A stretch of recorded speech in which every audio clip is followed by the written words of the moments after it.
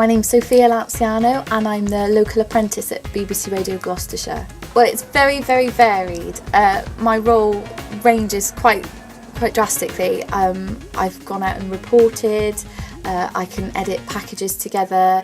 I've just been working with the elections team. We've been hosting 6 debates in the run-up to the election, so I've been helping with all the backstage kind of organisation of that. It really does vary from day to day, but that's one of the things that I really love about this position, is that it's just so varied and I don't know what I'm coming into next. I applied and it was quite a long, I can remember waiting to hear from it. You had to apply, and one of the kind of individual things I remember is that you had to, in a creative way, put like a 60-second piece together of why you would be perfect for this role. And I wrote a poem, and I can't really remember how it went, but I can remember sitting in a room thinking, right, I need to be really creative and I really need to stand out, and I obviously did something right because here I am. I think follow your passion and follow your heart. I think life is very short, and I think you need to do what you love, and I kind of thought, right, I need to find something that allows me to be creative and perhaps allows me to be a bit performery sometimes, but also allows me to push my creativity in other ways, and I kind of feel like I found that in this position. So I think be passionate, follow your heart, and if you're enjoying it, go with it.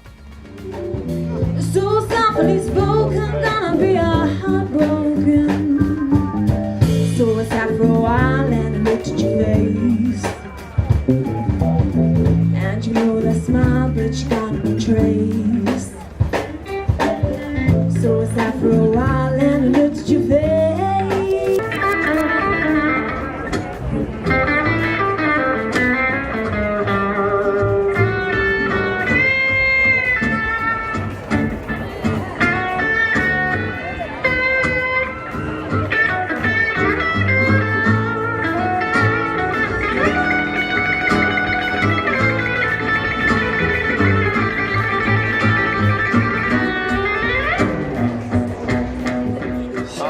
Remy Harris, and I've just played on this stage here for Cheltenham Jazz Festival. I've been playing guitar since I was 7 years old, and my dad was a great fan of guitar music, and so I grew up around it. I'd say just practice as much as you can, form bands. Best, you've got to get out your bedroom and you've got to get playing with your mates and do it as often as possible, and something will happen.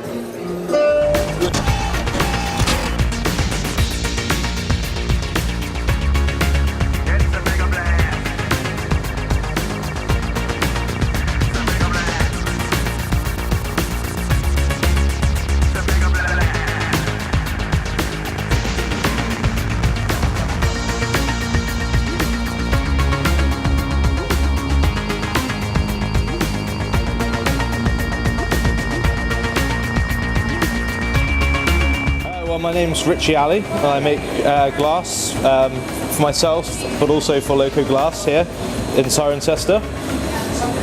I started making glass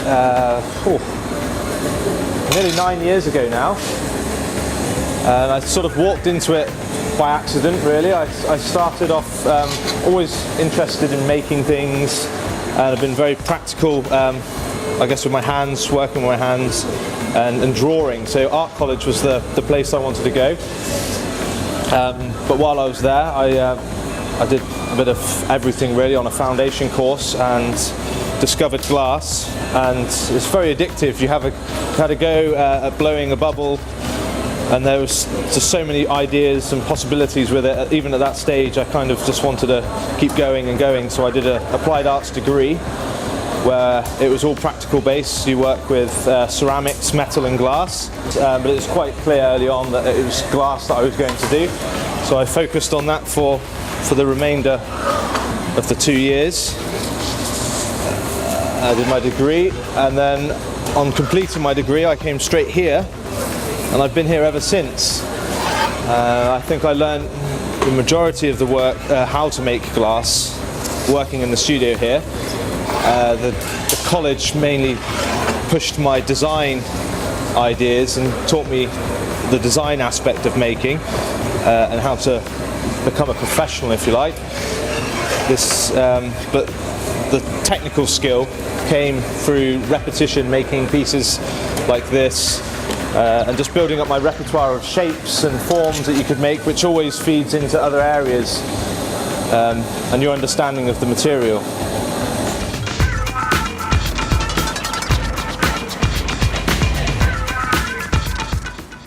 My name's David Bath. I work at the Roses Theatre in Tewkesbury, and I'm the technical apprentice, so I do things from stage, lighting and sound. Well, no 2 days are the same.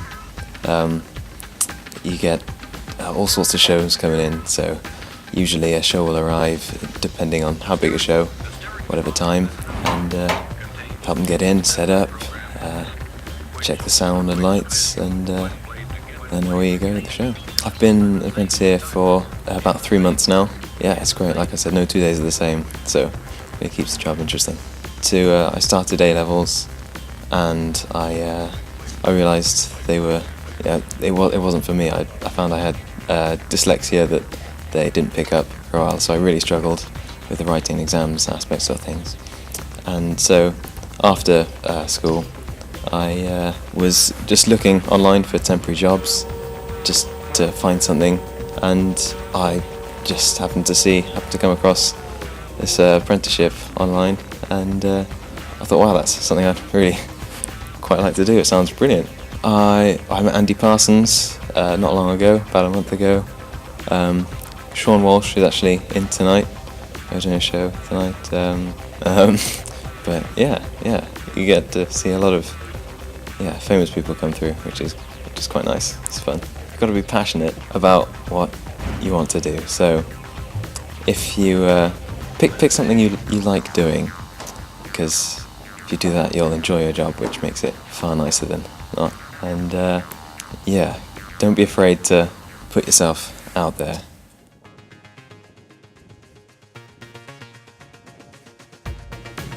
I'm James, I'm 21, and I work for the LEP Partnership. For the past 8 months, I've been the sort of lead junior designer here. So I've worked on everything from sort of web design to print, really. So currently, we've just finished a rebrand. So generally, we get a briefing from a client, and we take it from there, really, and sort of show what I've done before we send it back to the client, and sort of await feedback and arrange meetings. And okay, so I finished my A-levels and I was accepted onto the graphic design course at the University of Gloucestershire in Cheltenham. And at the end of our third year, we had the chance to exhibit some of the best pieces of our work over the 3 years. And within a few weeks, I heard back and they'd offered me a 3-month internship, which started last September. And I started here on the internship in September for a month and a half, where they offered me a full-time position. I'd say any opportunity that comes your way, anything, whether it's in school or outside of school, I'd just get involved in. Even if you're not that keen, just show willing and to stand up and to show people your ideas, to get feedback. Okay, so I'm Tracy Elphick, and I've been working as an artist, as a full-time artist now for about 3 years. My work is mixed media, so I use collage, acrylic paint and acrylic ink. Mainly landscapes, as you see looking around the room. Lots of landscapes, some of them are local. I do quite a lot of Cirencester. I particularly like townscapes and also harbours, so I've done a lot of Cornwall. I like Cornish fishing harbours. And I work and sell from this studio, which works out really well.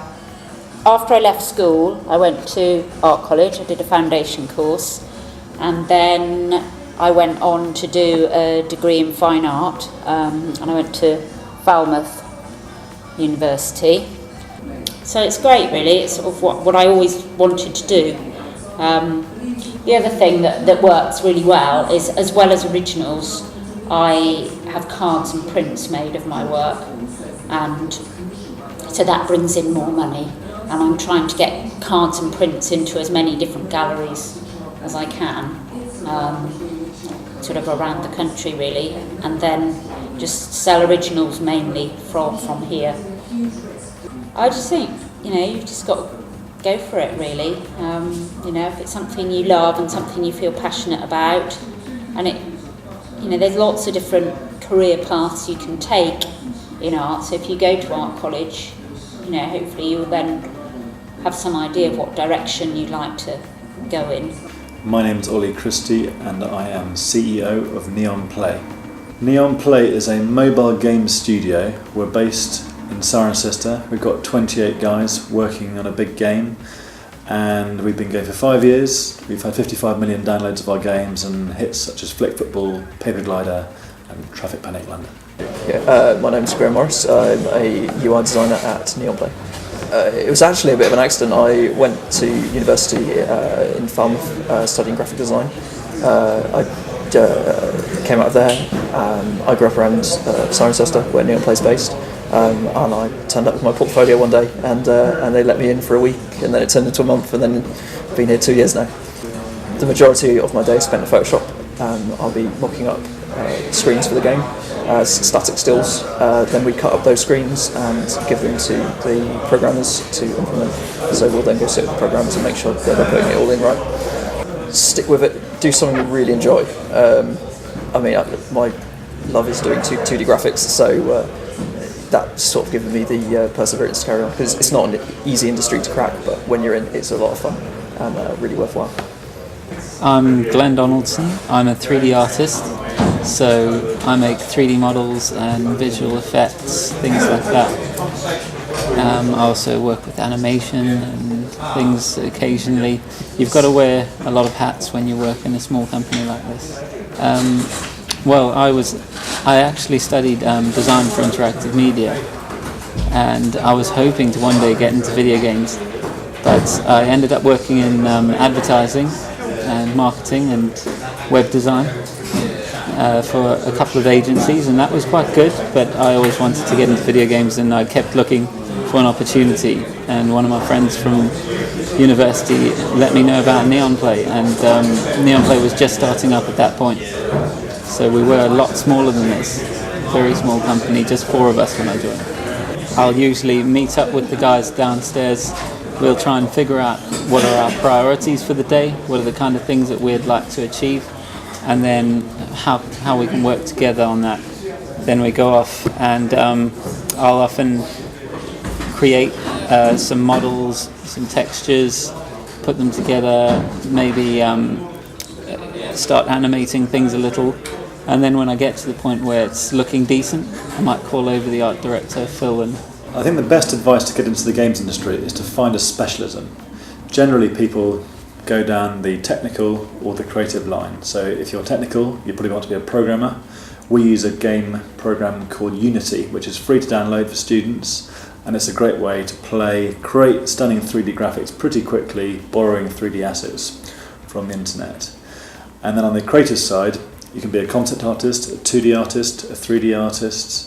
There are lots of different avenues in there, so really you need to be able to use things like Photoshop, Maya and other 3D programs, and those are the 2 ways. And then really the best thing to do is just to practice at home in your bedroom. Most of the guys here have honed their art by practicing themselves.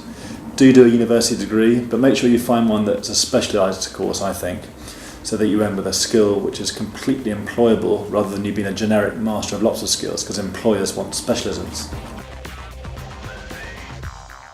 Hi, I'm Anna and I work at the Paragon Gallery in Cheltenham. I help with everything from admin on the computer to hanging everything on the walls. You get to choose everything that goes up, where it goes, making tea, do everything really. Well, I wasn't very good at school. I went to university for 2 years. It wasn't for me, and knew that I just learned better in a working environment, and now I'm here, happy. It's the best thing for me personally, so yeah, it's great. So they come in, you're like, how are you, blah, blah, blah. And then if they're interested in a particular painting, then you'll give them more information about an artist if they want it, or if they want to see something else that they've done that we don't necessarily have on the wall, then we can show them on the computer and just basically try and give them what they want. Hi, my name's James Butcher. I'm a machine printer. I work for Wheatley Printers in Stroud. I was then offered a job as an apprentice doing the printing because I'd done my work experience here at 15.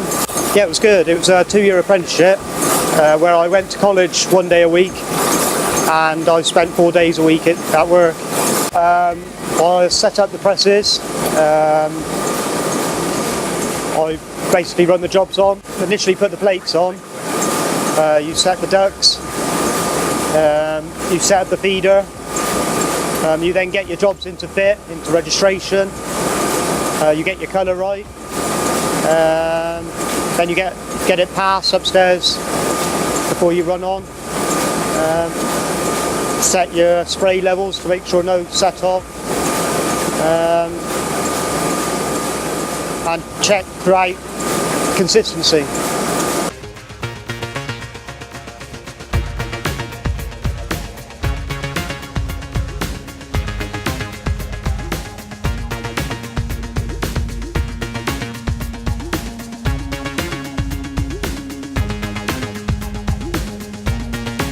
It's a mega blast.